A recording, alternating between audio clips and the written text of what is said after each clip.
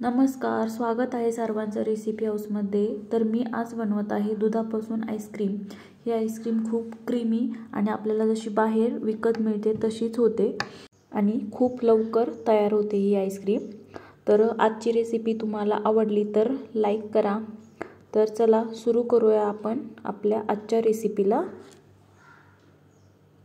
इथे मी कढाई घेतली आहे, त्यामध्ये पाऊण लिटर दूध घेते। फुल क्रीम मिल्क आहे, कच्चंच दूध आहे हे।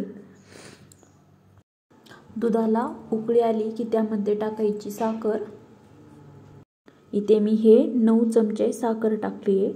तुम्हाला कितपत गोड पाहिजे त्यानुसार तुम्ही साखरेचं प्रमाण कमी जास्त करू शकता। आता याला मिक्स करून घ्यायचंय आणि याला आता असंच उकळू द्यायचंय। आणि आता साखर टाकल्यानंतर गॅसची फ्लेम जी आहे ती लो करायची आणि याला असंच उकळू द्यायचंय। आता इथं मी वाटीमध्ये थोडंसं कढईमधलंच दूध घेतलंय। आता त्यामध्ये आपण कस्टर्ड पावडर मिक्स करणार आहे। आता इथं मी हे 3 चमचे कस्टर्ड पावडर घेते। जर तुमचं अर्धा लिटर दूध असेल तर 2 चमचे भरून कस्टर्ड पावडर घ्यायचे। आता तुम्ही कोणताही फ्लेवर यूज करू शकता। इथं मी व्हॅनिला फ्लेवर यूज केलेला आहे। पावडर व्यवस्थित मिक्स करून घ्यायची, गुठळ्या राहिल्या नाही पाहिजे त्यामध्ये। इकडे दुधाला 10 ते 12 मिनिटं झाले, दूध उकळतंय। दुधाची क्वांटिटी पण कमी झाली आहे। आता आपण यामध्ये कस्टर्ड पावडर जी मिक्स केली आहे ती आपण यामध्ये टाकूया। थोडी थोडी कस्टर्ड पावडर टाकून याला मिक्स करून घ्यायचे, एकदमच सगळं नाही टाकायचं। जर तुमच्याकडे कस्टर्ड पावडर नसेल तर तुम्ही त्याऐवजी दूध पावडर वापरली तरी चालेल, किंवा ती पण नसेल तर तुम्ही कॉर्नफ्लोअर वापरलं तरी चालेल। आता आपलं दूध घट्ट होत आलंय। आता ही जी कस्टर्ड पावडर आहे हिला असं 3 ते 4 मिनिटं आपल्याला उकळू द्यायचंय, म्हणजे आपली कस्टर्ड पावडर जी आहे ती चांगली शिजेल। इथे आपण बीटर मशीन आणि व्हिपिंग क्रीम न वापरताच ही आईस्क्रीम बनवणार आहे। असे बबल्स आले की गॅस बंद करायचा आणि आता मी हे थंड होण्यासाठी एका पातेल्यात काढून घेते। थंड झाल्यावर आता मी यामध्ये टाकणार आहे घरच्याच दुधावरची मलाई आहे ही अर्धी वाटी, तर मी ती यामध्ये टाकते। तुम्ही व्हिपिंग क्रीम पण वापरू शकता। मिक्स करून घ्यायचं।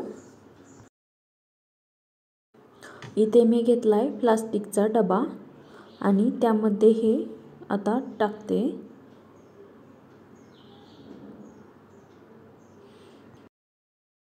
इथे मी टूथपिशवीच कापून धुवून वाळून घेतली आणि ती ह्या डब्यावरती ठेवते। फॉइल पेपर पण यूज करू शकता आणि त्याला झाकण लावायचे, म्हणजे आईस क्रिस्टल आपल्या डब्यात गेले नाही पाहिजे। आता हा डबा मी फ्रीजरमध्ये ठेवते 3 तासासाठी। 3 तास पूर्ण झालेत आणि आता मी डबा बाहेर काढलाय। आता हे बॅटर मी ह्या मिक्सरच्या जारमध्ये टाकलंय। तुमच्याकडे जर बीटर मशीन नसेल तर ह्या मिक्सरच्या भांड्यामध्ये हे बॅटर टाकायचे, तरी पण आपली जी आईस्क्रीम आहे ती अशी क्रीमी आणि छान होती। आता मिक्सरला मी याला पहिल्या गिअरवरती 1 मिनिटभर फिरवून घेतलंय। बघा कसं झालंय बॅटर। आता त्यानंतर पुन्हा आपल्याला मिक्सरला हे चालू बंद करून असं 5 ते 6 वेळा फिरवून घ्यायचंय। आता हे बॅटर प्लास्टिकच्या बॉक्समध्ये ओतून घेते। एका डब्यामध्ये जास्त होईल त्यामुळे मी 2 प्लास्टिकच्या डब्यामध्ये हे बॅटर ओतून घेते। त्यानंतर यावर थोडेसे ड्रायफ्रूट्स टाकून घेते। ऑप्शनल आहे, नाही टाकले तरी चालेल। इथे मी बदाम आणि पिस्ता टाकलाय। तुम्ही हवं तर टूटी फ्रुटी पण टाकू शकता। आता प्लास्टिकचा कागद लावून आणि झाकण लावून पुन्हा हा डबा आपल्याला फ्रीजरमध्ये ठेवायचा आहे 5 ते 6 तासासाठी, किंवा मग ओव्हरनाईट तुम्ही हा डबा फ्रीजरमध्ये ठेवू शकता। दुसराही डबा याचप्रमाणे मी आता फ्रीजरमध्ये ठेवून देते। ओव्हरनाईट हा डबा मी फ्रीजरमध्ये ठेवला होता। आता याचं झाकण काढते। इथे तुम्ही बघू शकता आपली आईस्क्रीम व्यवस्थित सेट झाली आहे।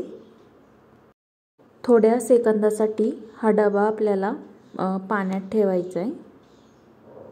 इथे आता कडेने अशी सुरी फिरवून घेते सर्व बाजूनी। इथे आता एका डिशमध्ये मी आईस्क्रीम काढून घेते। मी याला वड्याच्या शेपमध्ये कट करते। तुम्ही हवं तर स्कूपनी पण आईस्क्रीम सर्व करू शकता। इथे आपली क्रीमी अशी आईस्क्रीम खाण्यासाठी तयार झालेली आहे। जर तुम्हाला रेसिपी आवडली असेल तर नक्की ट्राय करा आणि कशी झाली हे सांगायला कमेंटमध्ये विसरू नका। आणि चॅनलला सबस्क्राईब केलं नसेल तर प्लीज चॅनलला सबस्क्राईब करा।